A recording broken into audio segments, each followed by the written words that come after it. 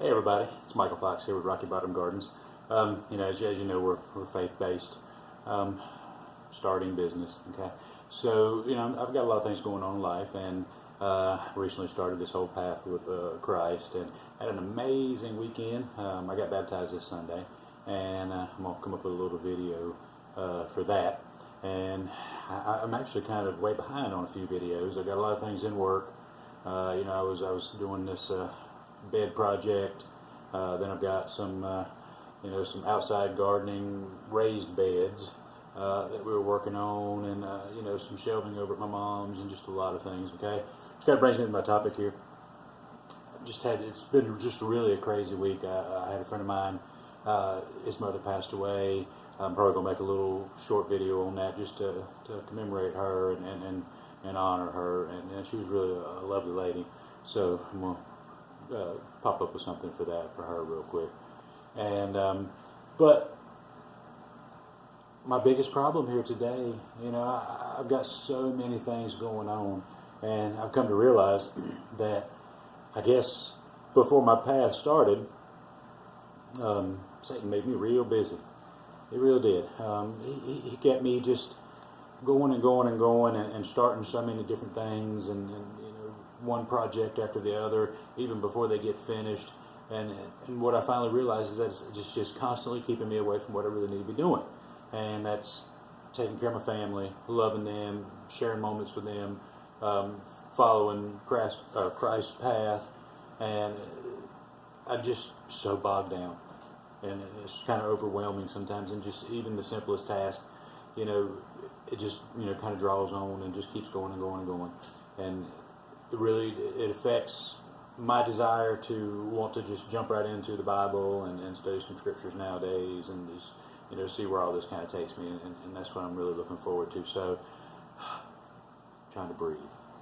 Okay? I didn't know what to do. It gets kind of overwhelming, like I said. So I stopped. I just sat there for a minute, said a prayer. After I thought, just rested for a minute, and then I said a prayer, and went and got my Bible, and got on my laptop. I like to look things up on a laptop that guides me to certain spots in the Bible, because I'm not really that familiar with it yet.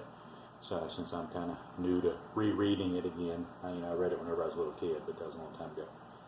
And it was kind of interesting. I ran across something, and it just kind of popped up.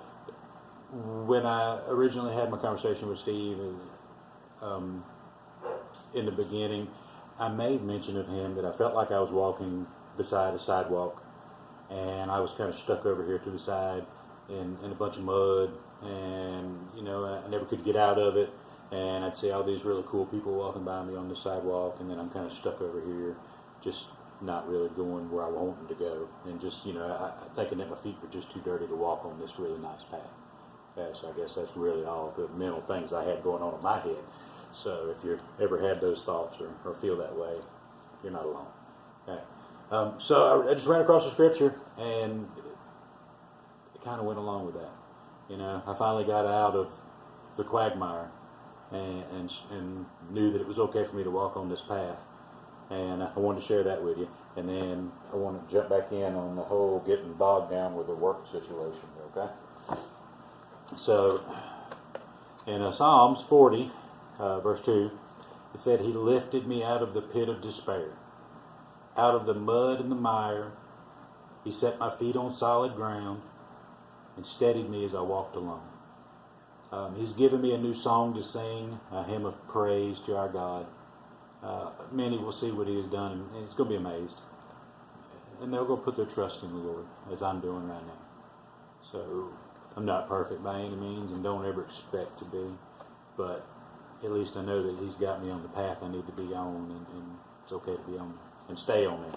Okay, and the biggest key to that really is to find time in your life. You just can't work all the time.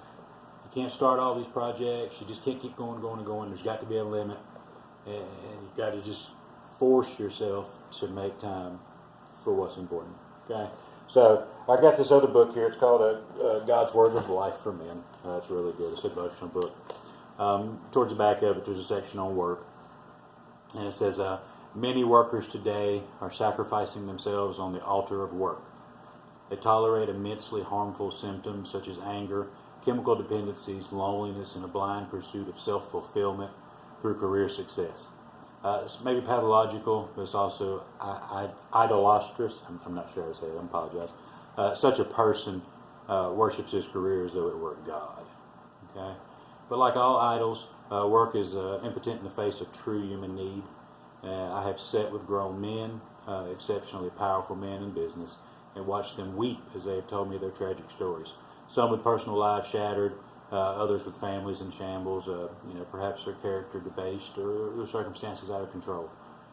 None of these professional accomplishments, none of the machinery of their companies, none of their wealth is of the slightest help to them right now. They're in deep trouble, and their God is impotent. And it says, I grieve with such men, and I also respect the fact that the same thing could happen to me, and as to him, as to me, to anyone. It happens when we take God's gift of work and begin to worship and serve it rather than Christ. And that is not the path any of us need to be on. There's got to be time to just rest and walk with Christ a little bit, okay? So try to manage your projects, try to manage your life. When you do get overwhelmed, stop, breathe for a minute, okay? It helped, okay?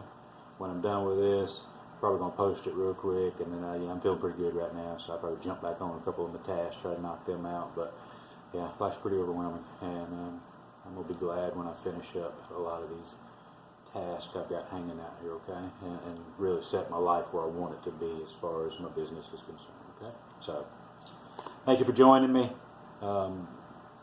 Once again,